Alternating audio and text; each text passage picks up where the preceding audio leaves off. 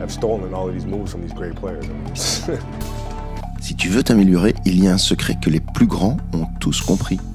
Ils étudient le jeu. Ils deviennent des étudiants du basketball. Ils analysent les mouvements et s'entraînent à les reproduire. Ils analysent les actions des meilleures équipes et les défenses qui sont proposées. Ils analysent aussi des situations et s'imaginent trouver la meilleure option pour contrer leurs adversaires. Devenir des étudiants du jeu, c'est ce qui les a amenés au plus haut niveau. Les meilleurs joueurs visionnent, analysent, alors pourquoi pas toi ? Dans cette nouvelle série, l'encyclopédie du basketball, tu pourras développer ton QI basket et ensuite, sur le terrain, montrer toute ta compréhension et ton intelligence de jeu. L'analyse détaillée d'aujourd'hui portera sur le changement d'angle d'écran. Dans cette situation d'introduction, je vais te proposer un écran dit normal, sans changement d'angle, afin que tu puisses clairement voir la différence avec les situations qui suivront. Kyrie est sous pression. Le défenseur n'ouvre pas ses appuis. On dit qu'il encadre les pieds de l'attaquant. L'intérieur vient placer l'écran et s'arrête à 30 ou 40 cm du défenseur de Kyrie. Les épaules perpendiculaires aux épaules du défenseur, qui après le dribble a légèrement ouvert ses appuis. Kyrie va initier le contact pour s'assurer que le défenseur ne passe pas au-dessus de l'écran. Avec cet écran, le défenseur est bloqué et Kyrie a l'avantage pour prendre son shoot. Ceci est une situation de base, de pause et d'utilisation d'écran. Analysons maintenant la situation numéro 1 du changement d'angle d'écran. L'intérieur vient mettre un écran et change son angle d'écran car le défenseur est en pression, très proche de Jalen Green, mais surtout, il l'oriente d'un côté. De cette manière-là, le poseur d'écran a les épaules perpendiculaires aux épaules du défenseur sur le ballon. La suite, c'est une finition plutôt originale. Dans la situation numéro 2, nous sommes à Milwaukee, avec Giannis. Giannis a le ballon au top, et son coéquipier, qui est défendu par un joueur de petite taille, bon, tout est relatif bien entendu, vient placer un écran. On voit ici que la défense se prépare à switcher, c'est-à-dire à changer d'homme en défense. L'objectif de cet écran est de faire jouer Giannis sur un joueur plus petit, afin qu'il l'amène jusque sous l'anneau. Avec le changement d'angle d'écran, Giannis va pouvoir attaquer, sans que le défenseur du poseur d'écran ne puisse donner une première aide sur le drive. Le résultat, eh bien c'est le résultat habituel lorsque Giannis attaque l'anneau. Situation 3, avec James Harden. On a une situation presque similaire ici avec James Harden qui réalise une petite feinte, un jab step, avant de partir en dribble. On voit sur ce ralenti que James Harden réalise un jab step vers le côté d'où arrive le poseur d'écran. La conséquence de cette feinte, c'est que le défenseur anticipe le passage au-dessus de l'écran et avec ce changement d'angle d'écran, Giannis, qui défendait sur le poseur d'écran, ne pourra pas donner la première aide sur le drive. Et James Harden pourra aller terminer avec un très beau flotteur. La situation numéro 4, c'est Dallas qui nous la propose. Avec ce changement d'angle d'écran, Luka peut forcer une aide défensive et servir Finney-Smith. On voit que dans la course du poseur d'écran, le défenseur tente de rester au contact.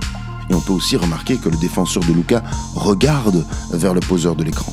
Au dernier moment, il va y avoir un changement d'angle d'écran, ce qui permet à Luka d'attaquer sans aide du défenseur du poseur d'écran et de forcer l'aide côté ballon, et alors offrir un shoot ouvert dans le coin. Dans la situation 5, c'est Eddie qui va réaliser ce changement d'angle d'écran. Au moment où le porteur du ballon s'apprête à utiliser l'écran, son défenseur va faire un saut pour anticiper le passage au-dessus de l'écran ou pour fermer l'utilisation de l'écran vers l'intérieur. Au vu de la position du défenseur, c'est d'ailleurs cette seconde option qui est probablement prévue par les défenseurs. Le meneur des Lakers va tout de suite lire la situation et rejeter l'écran.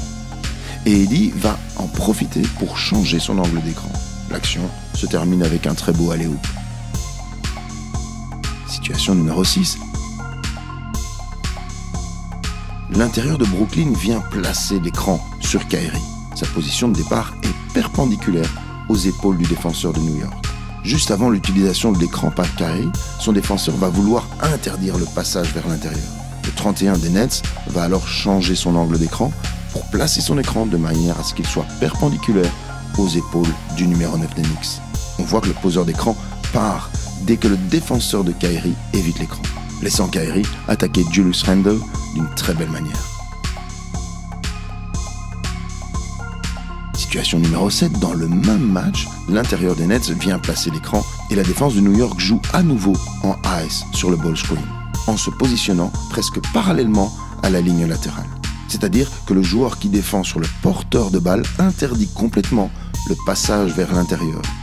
Après s'être d'abord éloigné du défenseur de Kyrie, l'intérieur des Nets revient en changeant son angle d'écran. Ce mouvement du numéro 31 des Nets va faire en sorte que l'intérieur des Knicks sera légèrement en retard et laissera un petit espace entre lui et le porteur du ballon, et c'est dans cet espace que Kyrie va se faufiler pour réaliser un split de screen.